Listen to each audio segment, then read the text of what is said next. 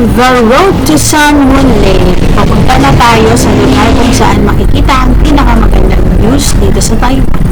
Dahil joiners lang kami, relax lang kami sa biyahe habang nag-enjoy sa scenery. Hintayin nyo ang dulo ng tunnel na ito dahil ang sasalubong sa atin ay isang nakakagandang lawa.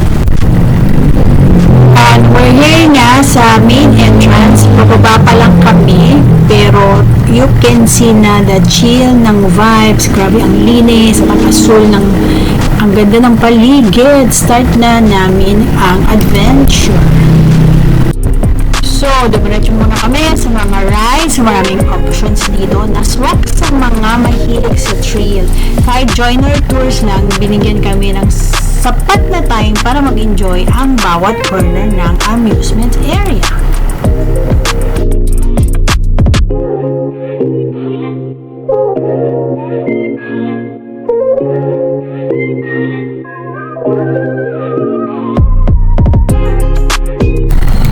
So, ito talaga yung highlight ng trip namin. Ang scenery. So, natsyempohan talaga namin na blooming na ang cherry blossoms. At this date ata, I think February, akala ko talaga nasa Japan ka lang mga ganitong effect. Pero dito yan sa San Lake, napaka-aesthetic din, di ba? Oops, hindi naman pwedeng mawawala ang picture-picture. Nag-shoot din ako habang naglalakad sa ilalim ng Sakura, feeling na sa K-drama scene lang tayo, di ba? Sobrang sarap mag-soul searching habang naglalakad-lakad.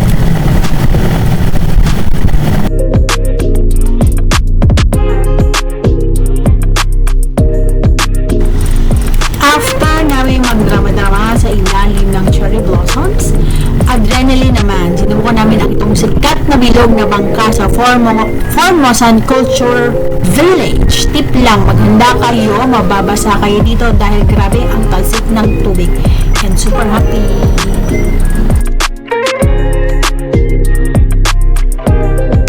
So, dyan kayo sa, yan, yung building na yan, nandito sa sakay ng cable car. Okay? Iba-ibang sakayan yan. Pero yan yung isa sa mga. Para sa best view sa buong lake, sumakay din kami ng cable car. Dito nyo talaga makikita yung hugis ng San Lake mula sa itaas. Nakakalula pero sobrang worth it ang experience na ito.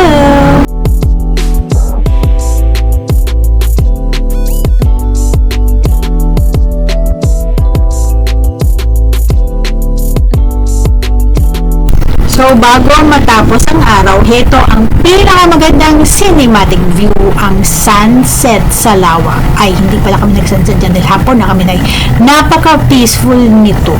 Yung part na masasabi mo talaga na ang ganda mo, Taiwan, sarap mong balik-balikan.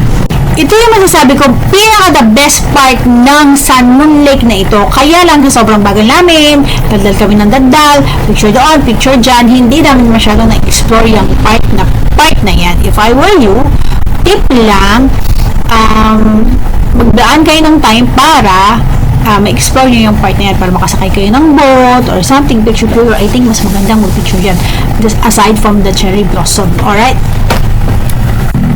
So here, ang cable na yan is pabalik na kami ng main gate. Kasi kung nasa joiners ka, kailangan talaga na on time kang pabalik. Kung anong binigay sa'yo, like, let's say you only have like 6 hours to stay sa buong park. So let's say 4 p.m. kailangan mo nang bumalik sa meeting time. Yun, kasi baka maiwan ka rin. So hard to biyahin mga best.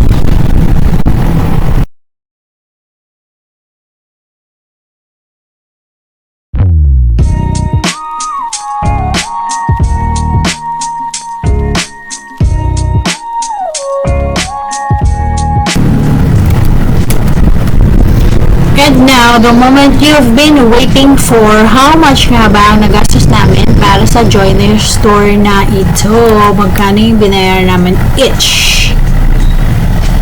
1,500 NTD each. NTD ha. Kasama na dyan ang transport pabalik ng Taipei. early sa Culture Village at pati na rin sa cable car ride. Sulit na, diba? Wala na kaming ibang inisip kundi ang mag-enjoy.